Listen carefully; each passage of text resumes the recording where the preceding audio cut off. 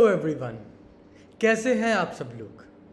तो चलिए अपनी वीडियो शुरू करते हैं और देखते हैं अपने फर्स्ट मॉड्यूल का टॉपिक क्या है। What is stock market, why stock market exist. तो पहले तो सवाल आता है स्टॉक मार्केट क्या होती है और स्टॉक मार्केट एग्जिस्ट क्यों करती है। ठीक है, इसका जवाब मैं दूं। हम इससे पहले ये देखते हैं कि लोग क्या सोचते हैं कि स्टॉक मार्केट क्या होती है। अब सबसे पहले लोगों को लगता है इन्वेस्टमेंट के लिए। अब इन्वेस्टमेंट क्या होता है, आपने किसी कंपनी के शेयर लिए, वो 2 साल, 4 साल, 8 साल, 10 साल, 15 साल, 20 साल या लॉन्ग टर्म के लिए उसको आपने होल्ड किया। एक स्पेसिफिक टाइम के लिए नहीं, लॉन्ग टर्म के लिए आपने उसको होल्ड किया, उसको हम बोलते हैं इन्वेस्टमेंट। सेकंड है क्विक रिच फॉर्मूला, मतलब 21 दिन में पैसा डबल वो आपको भी पता है और मुझे भी पता है कि 21 दिन में पैसा डबल होता तो नहीं है। Quick rich formula stock market में तो छोड़ो, किसी भी जगह आप चले जाओ, आपको क्विक रिच तो कोई भी नहीं बना के देगा। ठीक है, तो सेकंड पॉइंट तो हमारा क्रॉस हो गया। Third point, gambling. एक मैं लोगों का सबसे पहले मिथ हटाना चाहता हूँ।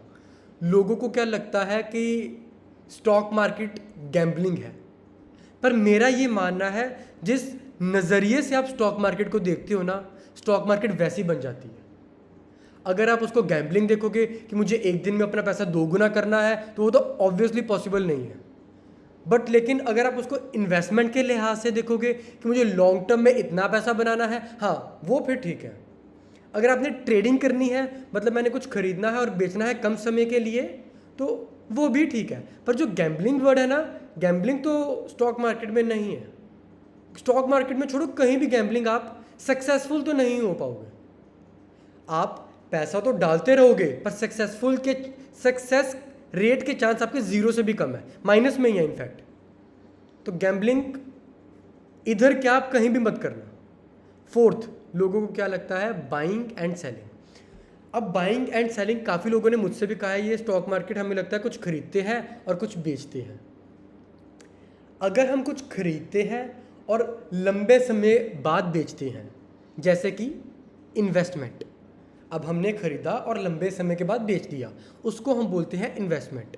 पर हमने अगर कुछ खरीदा और 1 हफ्ते के बाद या 1 महीने के बाद या 2 दिन के बाद बेच दिया, तो उसको हम बोलते हैं ट्रेडिंग। मतलब हमने किसी शेयर में पैसे लगाए और कम समय में उसको बेच दिया, तो उसको हम बोलते हैं ट्रेडिंग। अगर हमने उसको ज़्यादा समय तक होल्ड किया, तो उसको हम बोलते हैं इन्वेस्टमेंट। तो मैं आपको इन्वेस्टमेंट के बारे में या फिर स्टॉक मार्केट के बारे में आगे कुछ समझाऊं, उससे पहले आपको मैं एक शख्स से मिलवाना चाहता हूं, कह लो, या फिर दिखाना चाहता हूं। वो है मिस्टर वॉरेन बफेट। इनको हम स्टॉक मार्केट का फादर या पावर ऑफ कंपाउंडिंग के बाप बोलते हैं, क्योंकि इनका एक कोट इतना अच्छा है, rule number 1, don't lose money. Rule number 2, never forget the rule number 1। और मेरा पर्सनल ये मानना है, स्टॉक मार्केट में पैसे कमाने से ज़्यादा ज़रूरी क्या है, पैसा बचाना। अब फर्ज करो आप कैपिटल लेकर आए अपना कुछ स्टॉक मार्केट में, आपका कैपिटल ही हाफ रह गया। आपके अंदर मोटिवेशन होगी और करने की, और अपना और पैसा लगाऊं या फिर और मैं रिटर्न लूं, आपका दिल टूट जाएगा, क्योंकि आपने सिक्योर ही नहीं किया। तो सिक्योर कैसे करना है, अच्छी कंपनी में पैसा लगाकर, हम अपनी पूरी अंडरस्टैंडिंग, पूरी नॉलेज लगाकर एक बढ़िया कंपनी चूज़ करेंगे, फिर हम उस पर पैसा लगाएंगे, फिर वो धीरे धीरे बढ़ता रहेगा। हमें जो सीढ़ियाँ हैं वो एक एक करके चढ़नी है। ऐसे नहीं हम सीधी जंप मारेंगे तो सीधा नीचे गिरेंगे और मुंह के बल गिरेंगे। तो अगर आप मुंह के बल नहीं गिरना चाहते, तो आराम से सीढ़ियाँ चढ़ो, और आराम से सीढ़ियाँ चढ़ोगे तो आराम से रिटर्न भी मिलती रहेगी और जो आपकी नॉलेज है वो भी इंक्रीज होती रहेगी। ठीक है, अब सपोज करो आपने कोई बिजनेस शुरू करना है। ठीक है, आप बिजनेस शुरू करोगे, उसके लिए आपको कुछ मिनिमम कैपिटल तो रिक्वायरमेंट होगी आपको, क्योंकि एक बिजनेस शुरू करना है उसके लिए कुछ इनिशियल कैपिटल तो लगता है, मतलब कुछ ऐसा पैसा तो लगेगा ताकि हमारी कंपनी शुरू की जाए। अलग अलग तरह के एक्सपेंस होते हैं, आप अब वो इनिशियल कैपिटल किससे जाकर मांगोगे? सबसे पहले आप मांगोगे फैमिली के पास, अपने माता पिता के पास, अपने बड़ा भाई या बहन जो हमें कुछ पैसे दे देगा। अगर तो आपका फैमिली बैकग्राउंड अच्छा है तो वो आपको पैसे दे देगा, बट अगर आपका फैमिली बैकग्राउंड अच्छा नहीं है तो आप किसके पास और जा सकते हो? अपने फ्रेंड्स के पास। अगर आपने बिजनेस शुरू करना है तो क्या आपका दोस्त आपको इतने पैसे दे देगा कि आप बिजनेस शुरू कर पाओ? आप खुद सोचो, नहीं। एक दोस्त इतने पैसे नहीं दे सकता। सपोज करो आपको 1 लाख रुपए चाहिए, आपके दोस्त कितने दे देगा? एक तो आपका पहले बहुत ही करीबी दोस्त होना चाहिए जो आपको पैसे देगा, क्योंकि हम हर किसी को पैसे तो देते नहीं। आपका दोस्त मैक्सिमम 5,000, 10,000 या 20,000 रुपये दे देगा। आपकी जो एक्सपेक्टेशन है वो नहीं आपको देगा। तो मतलब हम फ्रेंड और फैमिली से एक स्पेसिफिक अमाउंट इकट्ठी कर सकते हैं, पर जो हमें चाहिए उतनी में भी ना हो। ओके, उसके बाद हम पैसा किससे ले सकते हैं? जाकर के बैंक के पास। अब बैंक के पास पैसा ले उससे पहले मैं चाहता हूं कि आप 2 सेकंड वीडियो पॉज करो और सोचो कि बैंक कैसे पैसे कमाते हैं। फिर उसके बाद मैं आपको बताऊंगा। आप 2 मिनट के लिए वीडियो पॉज कर सकते हो। ओके, तो मैं आपको बताता हूं बैंक कैसे पैसा कमाता है। सपोज करो आपके पास 1 लाख रुपए है, आप बैंक के पास गए, आपने बैंक वाले को कहा कि मेरे को एफडी चाहिए, 1 साल के बाद बैंक वाले आपको कुछ 6% इंटरेस्ट दे देंगे। आप 1 लाख रुपए लेकर के गए, साल बाद आपके पास कितना आया? 6,000 रुपये। अब सपोज करो मेरे को लोन चाहिए, अब मैं बैंक वाले के पास गया कि मुझे 1 लाख रुपए का लोन चाहिए। बैंक वाले ने क्या किया? मुझे कहा कि 1 लाख रुपए का लोन तो ले ले, पर मुझे कोलैटरल सिक्योरिटी चाहिए। अब कोलैटरल सिक्योरिटी क्या होती है? मेरी कोई भी एसेट क्लास हो सकती है। अब एसेट क्लास क्या होती है? कोई मेरा घर हो गया, मेरा कोई गाड़ी हो गई, या कोई भी ऐसी चीज़ जिस पे बैंक कब्जा जमा सकती है अगर मैं उन्हें उनको 1 लाख रुपए वापस ना दिए या मैं कहीं भाग गया बाहर। ठीक है, अब बैंक ने क्या किया? मुझे 1 लाख रुपए तो दे दिया। अब 1 साल के बाद बैंक मुझे कितना चार्ज करेगी? 9 से 10%। मतलब 1 लाख रुपए मैंने उससे ले लिया और 9 से 10% का मतलब 9,000 या 10,000 रुपये मुझे बैंक वाले को साल के बाद देने पड़ेंगे। उसने आपको कितना दिया? 6,000 रुपये। मुझे कितना दिया? 9,000 रुपये। मैंने उसको कितना दिया? 9,000 रुपये। तो बैंक वाले के पास कितना बचा बीच में? 3,000 रुपये। और मज़े की बात तो ये है कि उनके पास जो वो इंटरेस्ट देते हैं ना 9% का, कई बार वो 14 से 15% भी चले जाता है। डिपेंड अपॉन आप कौन सा लोन ले रहे हो, होम लोन ले रहे हो या फिर किसी प्रकार का और लोन ले रहे हो। इंटरेस्ट वो वेरी करेगा 9% टू 14%। तो बैंक को कोई दिक्कत नहीं है आपको 6% देने में, क्योंकि उसको आराम से 12, 13, 14% कहीं और से मिल रहा है। तो बैंक ऐसे काम करते हैं। पर अगर हम बात करें, अगर हम टॉप के 3 बैंक पकड़ लें, HDFC बैंक, मैं आपको एक एग्जांपल देता हूं।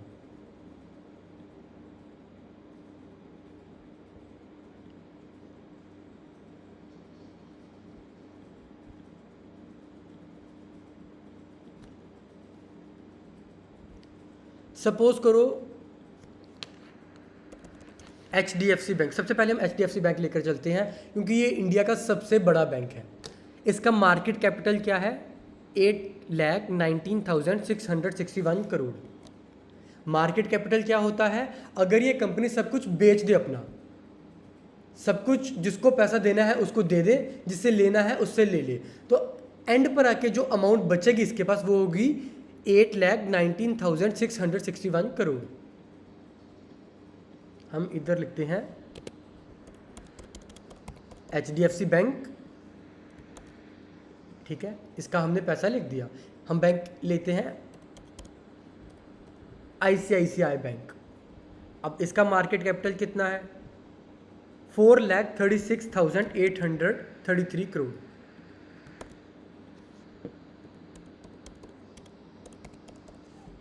एक और बैंक लेते हैं हम, एक्सिस बैंक ले लेते हैं। 2,26,618 करोड़।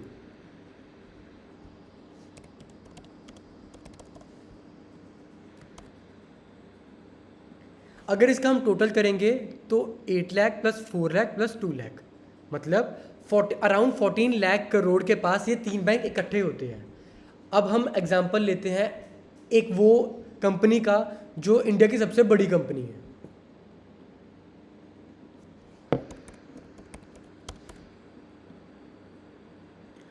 $14,78,415 करोड़।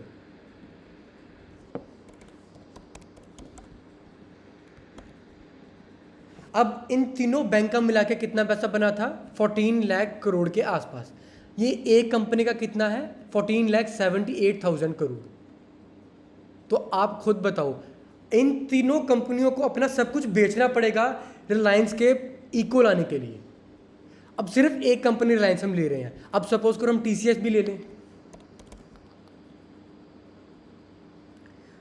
12,21,131 करोड़।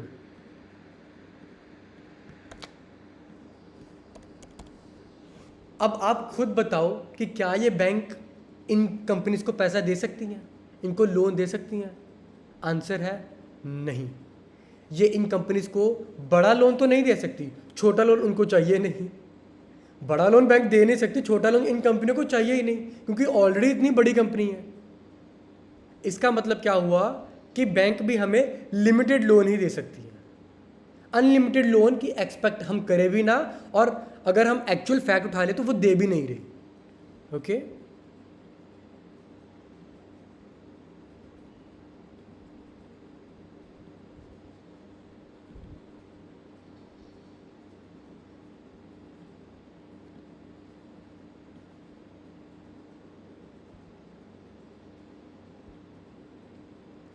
अब उसके बाद सपोज करो कोई कंपनी आदमी चला रहा है, कंपनी अच्छी ठीक ठाक ग्रो कर भी रही है, पर उसको और पैसा चाहिए अपनी कंपनी ग्रो करने के लिए।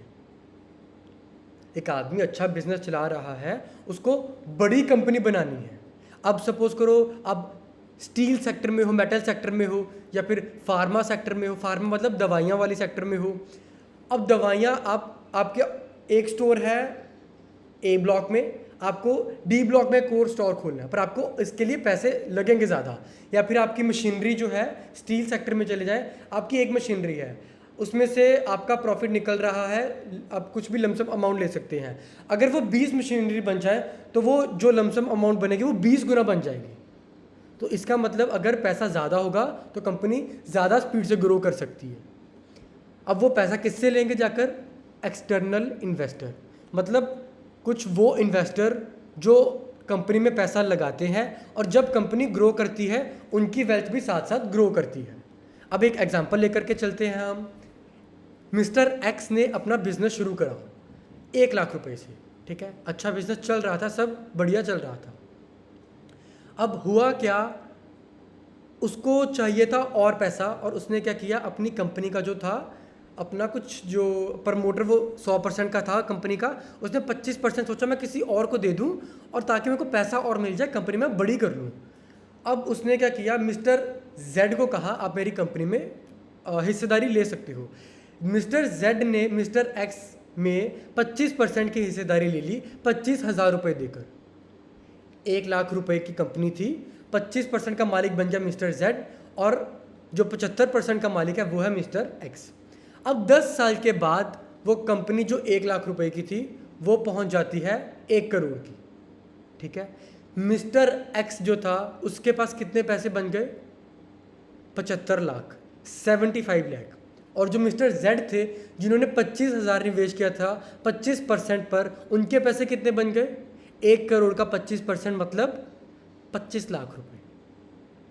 ये एक्सटर्नल इन्वेस्टर हम इनको बोलते हैं, या हम एंजल फंडिंग बोलते हैं, जो वो कंपनीज को देती हैं। जब कंपनीज ग्रो करती हैं, एंजल फंडिंग वालों की भी जो वेल्थ है वो भी बढ़ती है। क्लियर हो गया आपको? अब एक्सटर्नल इन्वेस्टर भी एक सीमा तक ही कंपनी बढ़ा सकते हैं, वो एक बहुत बड़ी कंपनी तो नहीं बना सकते। अगर आपको बहुत बड़ी कंपनी बननी है, आप चाहते हैं आपकी कंपनी भी रिलायंस या टीसीएस जैसी बड़ी कंपनी बन जाए, तो उसका सिर्फ एक ही जगह है, एक ही जगह आप जाओगे, आप रजिस्टर होगे, आपकी कंपनी अच्छी होएगी, तभी आप उस लेवल तक पहुंच सकते हो। और वो है स्टॉक मार्केट। लास्ट पर जो कंपनी होती है वो जाती है स्टॉक मार्केट में, इधर अपने आप को रजिस्टर करवाती है और फिर वो बड़ी कंपनी बनती है। हम आगे देखते हैं स्टॉक मार्केट कैसे वर्क करती है। अब स्टॉक मार्केट के अंदर कौन कौन सी मार्केट आती है? पहले आती है प्राइमरी मार्केट, फिर आती है सेकेंडरी मार्केट। अब प्राइमरी मार्केट क्या होती है? सपोज करो किसी ने कंपनी अपनी रजिस्टर करवानी है स्टॉक मार्केट में जाके, उससे पहले उसको आईपीओ एक फिल करना पड़ता है। आईपीओ एक लीगल कह लो आप कि आईपीओ उसको पहले भरना पड़ता है, उसके बाद जाके उसकी कंपनी लिस्ट होती है। अब आईपीओ क्या होता है? आईपीओ का फुल फॉर्म होता है इनिशियल पब्लिक ऑफर। इसकी फुल फॉर्म में इसका मतलब छिपा हुआ है। इनिशियल पब्लिक ऑफर मतलब हम एक ऑफर दे रहे हैं आम पब्लिक को कि कंपनी में पहले निवेश कर लो। आप कंपनी में पहले निवेश कर लो, जो ऑलमोस्ट एक लॉट होती है 15,000 रुपये के आसपास। एक लॉट होती है 15,000 रुपये के आसपास। अब मैं आपको एग्जांपल भी इसके बाद दूंगा, बट आपको पहले ये बता दूं कि एक आईपीओ एडवाइज़र होते हैं जो एक प्राइस आपको डिसाइड करके देते हैं आपकी कंपनी का, कि आपका शेयर प्राइस जो होगा वो इस रेंज से इस रेंज तक होगा। फिर उसके बाद जो पब्लिक होती है वो एक्चुअल वैल्यू डालती है। मैं आपको बताता हूँ कैसे।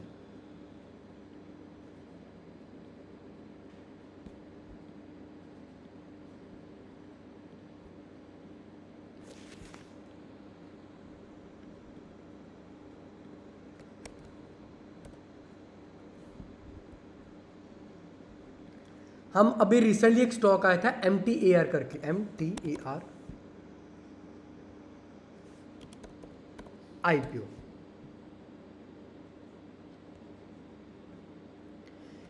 Is MTAR IPO over prized?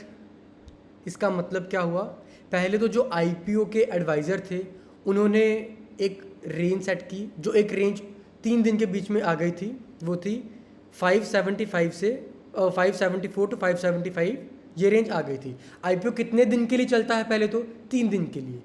3 मार्च से लेके 5 मार्च चला, मतलब 3 मार्च, 4 मार्च और 5 मार्च, 3 दिन ये आईपीओ चला। और ये कितने गुना सब्सक्राइब हो गया? 201 गुना, 201 टाइम्स ये सब्सक्राइब हुआ। मतलब बहुत ज़्यादा। एक तो आईपीओ में निवेश करने के पहले आपका लक बहुत स्ट्रांग होना चाहिए। अब वो कैसे? क्योंकि 201 लोगों में से एक आप वो होगे जिसको आईपीओ ये मिलेगा। आप 15,000 रुपये निवेश भी सपोज करो इसमें करते हो, 88% बढ़ गया, उसका शेयर प्राइस हो गया 1078। मतलब 3 दिनों में 575 वाला हो गया 1078। आप 575 पर सपोज करो निवेश करते हो, 15,000 रुपये के आसपास होगा ये, ठीक है। आपका कितने गुना बढ़ चुका है? 88%। Okay, 15,000 into 1.88। आपका जो 15,000 रुपये था वो 3 दिन के बाद हो जाएगा 28,200 रुपये। मतलब 3 दिन के बाद जो आपका पैसा होगा, जितने टाइम ज़्यादा सब्सक्राइब होगा वो उतना आपका पैसा बन जाएगा। क्लियर है आप सबको ये बात?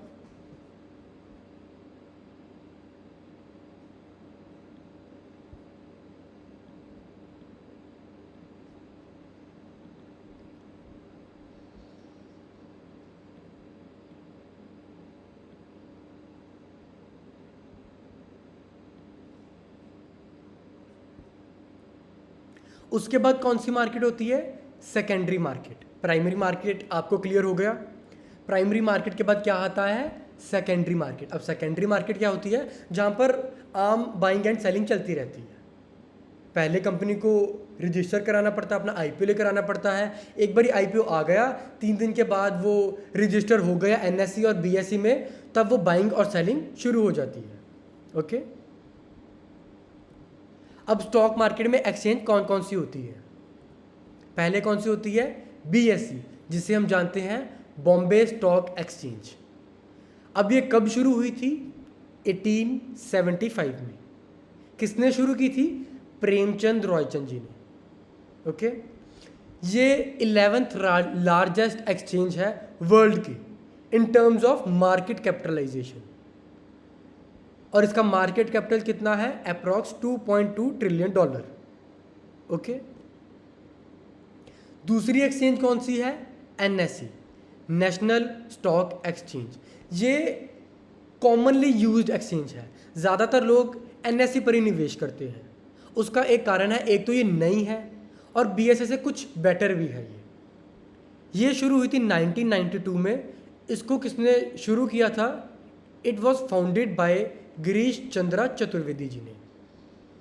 ये 10th लार्जेस्ट एक्सचेंज है in terms of market capitalisation.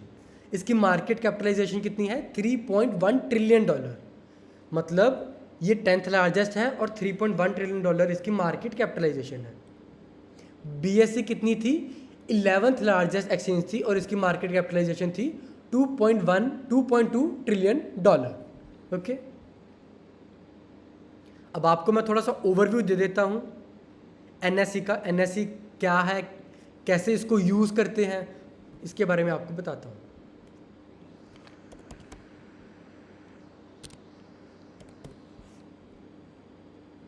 NSE पर गए हम। NSE पर हम इक्विटी पे जाएंगे सबसे पहले, लाइव मार्केट पे जाएंगे, फिर इक्विटी स्टॉक पे,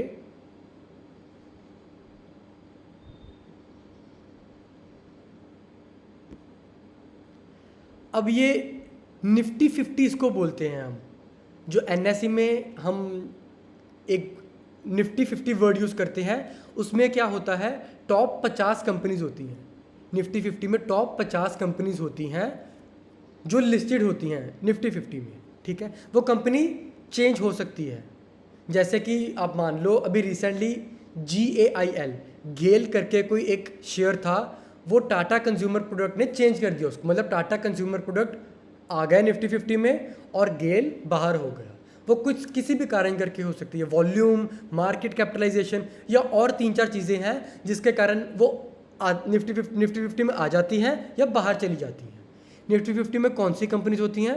Maruti, Titan, Bajaj Finserv, M&M, ONGC, Hindalco, Cipla, UPL, HDFC life, tech Mahindra, ITC, HCL tech, NTPC, Kotak Mahindra bank, Divi's lab और अडानी पोर्ट।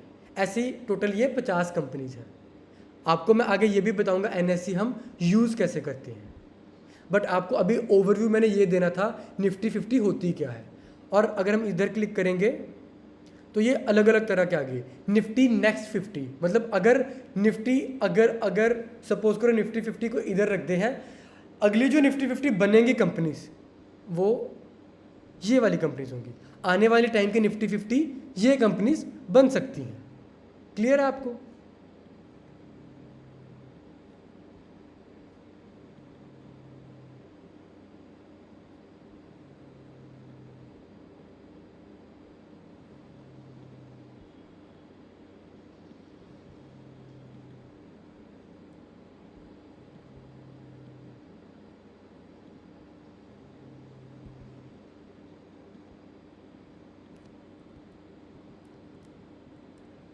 NSE आपको क्लियर हो गया, BSE आपको क्लियर हो गया।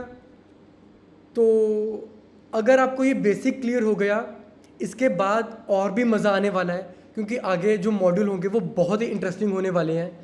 तो आप हर एक वीडियो को अच्छी तरह ध्यान से सुनते रहना। So thank you. आज का फर्स्ट मॉड्यूल हम यहीं ख़त्म करते हैं। आपसे विदा लेता हूँ, अब नेक्स्ट मॉड्यूल में मिलते हैं। Thank you.